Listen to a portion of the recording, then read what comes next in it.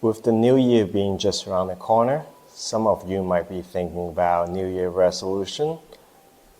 I want to help you to set them up in a way that are sustainable and achievable.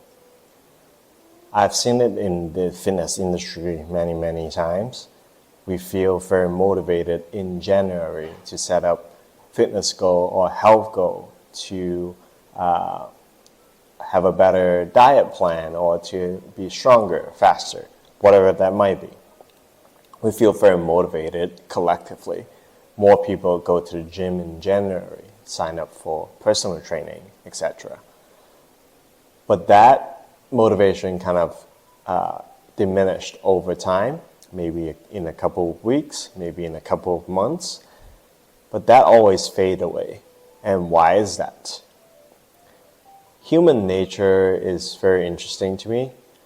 I believe that two strongest motivational forces are we seek pleasure or we avoid pain. Pleasure seeking or doing something we love and we truly enjoy, it's a strong motivational force. On the other hand, avoiding pain, avoiding punishment or some sort of consequence is also a strong motivational force. But that comes from a place of fear, and I think that's more extrinsic in motivation than intrinsic, because we are coming from a place of more avoidance of consequences than we are going after what we want. So it's more passive. The other one is more active. So let me give you a gym example. Someone goes to the gym in the new year because doctor says you have a heart condition and you need to go to the gym 3 times a week. So the person might still go to the gym, maybe not 3 times exactly, because the person really doesn't like going to the gym or exercise.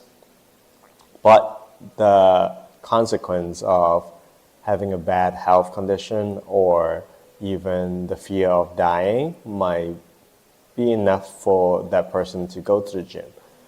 But the energy he brings in the gym is not going to be the same as someone who truly enjoy going to the gym and exercise and cherish their health. How this person can reframe the mindset is going to be important. If that person can flip the switch to think about this as an opportunity to improve his health, to reinvent his life, to turn his life around, it's like a second chance, then going to the gym is a much more pleasurable experience. And pleasurable experience would compound to get us into a habit of, oh, now it is interesting to go to the gym. Now I enjoy going to the gym. I feel good when I leave the gym. So that motivation coming from within and from self-love, I argue that is a stronger motivation than the other avoidance mechanism. So before you set up any goals, I think it's important for you to self-reflect and spend some time on what's important to you, and if that's aligned with your goals. If they're in alignment, I think there is going to be some stronger motivational force there than when you're doing something or setting up a goal that's actually not aligned with your own belief system and value. Then you're not as likely to get them accomplished, or it takes a lot of willpower to overcome that. And we only have so much willpower.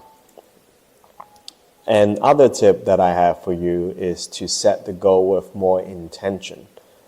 To improve fitness is not the same sentence as to improve fitness so I can go play basketball with my kids. To improve fitness so I can pick up my grandchildren to ice skate in Bryant Park. So when we write down our goals, having a reason behind our goal, or being more expressive about what this goal means to you, it's going to be another way to get this goal setting exercise to be more successful. The third point I want to make is that we need a plan for any sort of goal, even though it could be something big or it could be something small.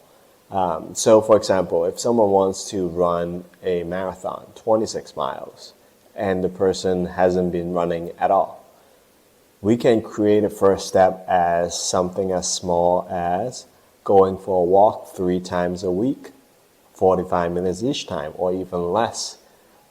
But getting into a habit that's going to mimic what you're about to do next is important, because you're creating the space and time in your schedule to do the same activity, but you will turn into something else later on. From walking to running half a mile to running 1.5 mile to running 2.5 mile, etc. That is going to get you to your goal of running 26 miles. So small steps create momentum, and momentum will get you to that next milestone. And the last thing I want to point out is to have some sort of accountability. Whether you have someone like your partner or your friend or your family that hold you accountable for your goals, or you have a mentor, a coach, a trainer, or a community, or someone you participate this goal with, so you're doing it with other people, and having a support system is going to help you during times that you have doubts or you don't have as much motivation, willpower, or things come up in life that you can rely on someone else. And lastly, it is important to not being discouraged during time when things get challenging, because it's usually when people quit is when a challenge comes up and the person doesn't have any solution. So when that challenge comes up, just look for a solution and take a pause and see what's going on, and refocus and redirect your energy back to what your goal might be. A lot of times is you're needing another solution as opposed to you're not good enough for that goal. So I hope you will keep that in mind.